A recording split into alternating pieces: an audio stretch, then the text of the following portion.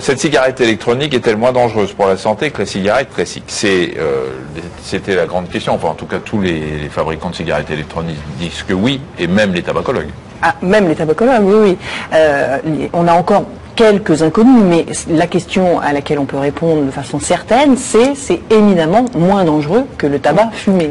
Parce qu'il y a juste la nicotine, parce qu'il n'y a pas tous les goudrons, il n'y a pas tout ça. Il n'y a pas de produit de combustion, voilà. Donc il n'y a pas le monoxyde de carbone qui entraîne les maladies cardiovasculaires, il n'y a pas les goudrons, substances cancérigènes, il n'y a pas d'irritants pulmonaires, où là il y a eu quelques recherches sur la composition de la vapeur qui va être inhalée.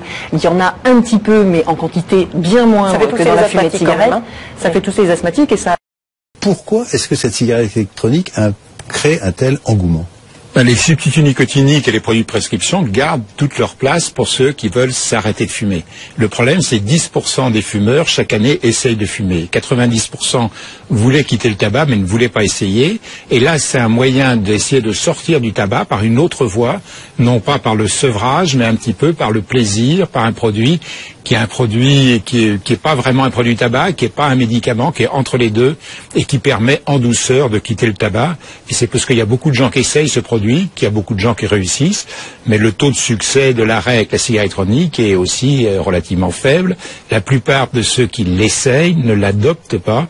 Peut-être parce qu'ils ont mal choisi leur cigarette électronique. Parce qu'on dit qu'en fait un Français sur 5 l'a essayé, mais qu'en fait il y a en gros qu'1,5 million de personnes qui ont adopté. Oui, et pourquoi alors? En fonction de l'âge, chez les plus jeunes, ils le prennent vraiment pas plaisir, c'est 1 sur 5, 1 sur 6 qui va l'adopter.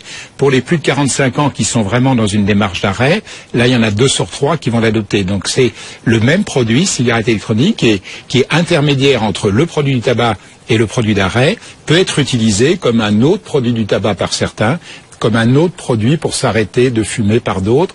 Et donc on a tout l'éventail et le passage de l'un à l'autre peut se faire en souplesse et en douceur. Alors justement, se pose la question de l'innocuité de ces cigarettes électroniques. On voit de plus en plus sortir d'études qui disent « Ah oui, mais attention, il y a le propylène-glycol et toutes ces choses-là, c'est dangereux ». Ça voudrait dire qu'en fin de compte, c'est pas aussi simple que ça? La cigarette électronique est et restera toujours un produit addictif, restera toujours un produit qui a une petite toxicité, mais le tabac, c'est une chance sur 2 d'en mourir. Donc quand vous êtes à toute vitesse à l'autoroute en contresens, ou que vous roulez à 140 alors que vous devez rouler à 130, il faut mieux rouler à 130, mais rouler à 140 dans le bon sens, c'est quand même beaucoup moins dangereux que de prendre l'autoroute à contresens. Donc le niveau de danger de la cigarette électronique pour un fumeur, c'est une réduction colossale du danger. Il faut qu'il y passe et qu'il ait vraiment pas peur de la cigarette électronique. En revanche, pour le non-fumeur, il faut qu'il se pose des questions, parce que si tous les non-fumeurs se mettent à prendre ce produit, il y aura des incidents, des accidents liés au produit. Vous redites chez les jeunes, pas question, alors qu'on ne fume pas, de prendre ça comme un gadget. Alors, un autre point, est-ce qu'en fin de compte, tout ce qu'on achète a été contrôlé, vérifié, labellisé?